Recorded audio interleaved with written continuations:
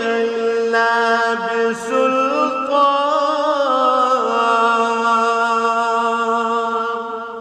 فبأي آلاء